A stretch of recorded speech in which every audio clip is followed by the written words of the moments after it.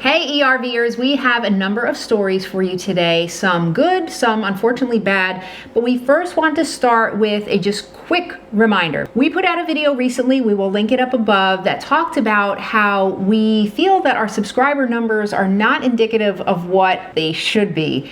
And we found out that a lot of you have been unsubscribed unknowingly. 1,100 people subscribed to that video, and so many of you in the comments were saying, I'm unsubscribed, and I never meant to. So while you're watching this, if you want to be subscribed to our channel, just double check that you are. We will be reminding you this quickly in each video because we don't quite know what's going on. So just double check that. So let's get right into it. And if you want more information about that video, we'll link it above. So let's start on the good news side. So this is from RV Travel via the RVIA, dated February 26, 2024, and the headline is RV manufacturers' January shipments are up, but there's some good news and there's some bad news going along with this.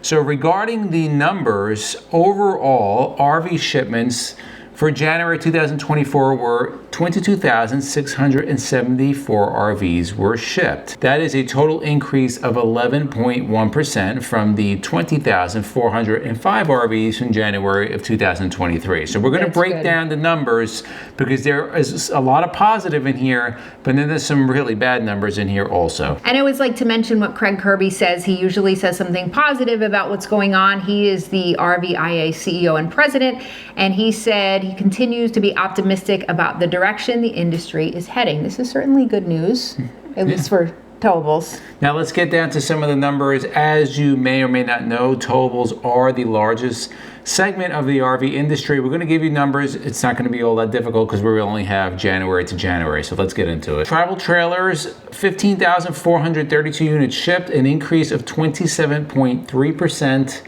over January 23, and that's going to be the same for each one here category. We're going to go into fifth wheels, 3,591, that's an increase of 7.8%. Pop-up campers, 270, that's a decrease of 35.1%, so that's not a good number. Truck campers, 230, that is a decrease of 6.9%. And then all towables, 19,523, that's going to be an increase of 21.1%. So that's really great. Unfortunately for the motorized sector, that did not fare so well. So Class A first, 577 this January, down 37.8%. That's pretty big. Type B campers, so we got our Class Bs, 722 were shipped as opposed to 995, so that's a decrease of 27.4%. Then we have Class Cs, 1,852 were shipped, down 21.7%, and then all motorhomes, 3,151 were shipped in January of 2024, and that is down 26.5%. So the total numbers again for all RV shipments, 22,674, an increase of 11.1%. So what does this say? We've talked about this on many other videos. We've mentioned the cost of motorhomes, in our opinion, has become almost unsustainable. Like, there is not a general population out there that can buy entry-level Class A diesels that are $300,000+. Like, and that's like entry level. Well, then you then are able to maintain it and repair it and everything else, and the fuel, and it is a lot. Yeah, I know by us, any diesel motorhome that gets worked on is $200 an hour. I know down in Florida, some places are charging $225 an hour. It is much cheaper to have the towable. It's cheaper on initial purchase. It's much cheaper on maintenance, wear and tear. All of that is much cheaper, even with the cost of a truck. And here's the other thing. Even if you add the cost of the truck, those trucks tend to be much more reliable. They have better warranties. They certainly have better service. Now, for those of you that follow us, you were just about to shut this up. Let's be real here. Put in the comments below what happens every time we do a video here. I don't know what she's doing right now. Sierra decides it's a time to either chew a bone, start nesting in her bed, and you can probably hear that. She only does that, by the way, when we film. Anyway, let's continue on. What we are seeing, at least in the gas motorhomes, are an attempt by manufacturers to bring in lower cost units. Now that comes with a price. They're lower cost, but the features are just not there. I mean, we did a couple of lower cost units. They're nice, but there's a lot of things missing, whereas like 3-4 years ago, you would have got much more for that price. So I just think the RV industry is really pricing themselves out with the motorhomes, especially the diesel motorhomes. They're really unsustainable. There's just not a lot of people that have that kind of money with high interest rates, especially when there's a lot of used units out there. So we would expect this trend to continue. Right, and this is why this year at the Florida RV Super Show, we usually do a lot of higher end motorhomes.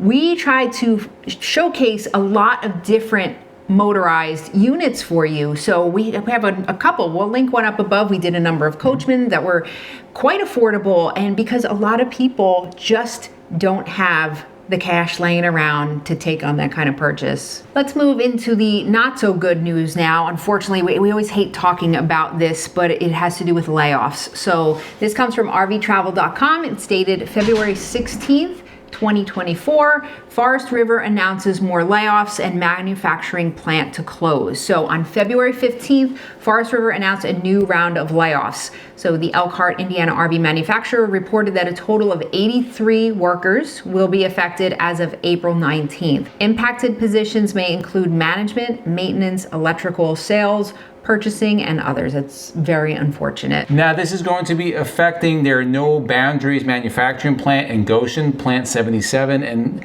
combine the No Boundaries line with the current IBEX manufacturing plant. I don't even know how you say this. Ligonier, Indiana. Boundaries Plant 77 manufactures No Boundaries trailers, which are their smaller units. They're kind of more towable, lightweight for 4 and 6 cylinder tow vehicles. Although we put one up on Instagram and it got nothing but hate. Well, at the Florida RV Super Show, they had the Novo Suite. I think it was RVS1, which we thought was really cool. It was very different. We put it up on Facebook and Instagram, and it got hundreds of thousands of views and like hundreds of thousands of horrible comments.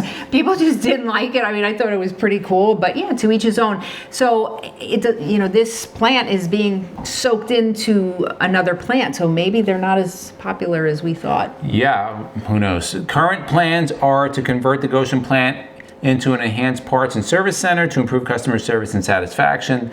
That's pretty important. Forest River is one of the largest manufacturers. Of course, Thor is the largest, but Forest River is right up there. And as anybody knows, or if you don't know, now you know, a lot of service and warranty with the RV industry is just not good. And there's another article, we may be doing another video at a later date, just talking about the wait time for warranty repairs and just repairs in general, and it's actually increased. So so production and sales have gone down, and it has increased. It's just not good, and I think it's part of the frustration of a lot of new RV customers, ones that were thinking about maybe getting new ones. They're not. I know it's come across our mind, we're like, why won't we get a new RV when we know what we have? Like, do we really want to deal with this nonsense? We get a lot of comments too in our videos that people, they just say, I was going to buy an RV and I'm just not doing it now. Because not just because of things we say, but they hear all across YouTube and see what's going on, and they're just a little discouraged. But then again, you have Leisure, who has a 2-year wait. Right. You have Coach House, who has a 2-year wait. There's certain manufacturers out there that have a wait time, even through the bad economy. And these are not cheap units, but they put out quality units. So hopefully manufacturers that are maybe known for a little less quality would just take some notes, right, on the ones that are doing well out there. Listen, if I'm a manufacturer and I see competition that's selling, they're not having a downward spiral, maybe steal some of those ideas, right? So in the comments below, let us know, have you seen or heard about the new RV shipment numbers? Also, have you heard of any other layoffs that are going out there in the RV industry? And also, check again, are you subscribed? If not, hit the subscribe button. If you like videos like this to the left of us, we'll put our RV news playlist. We'll also put our RV newbies playlist. And for myself and MJ, it's a journey of a lifetime, and we'll see you on the road.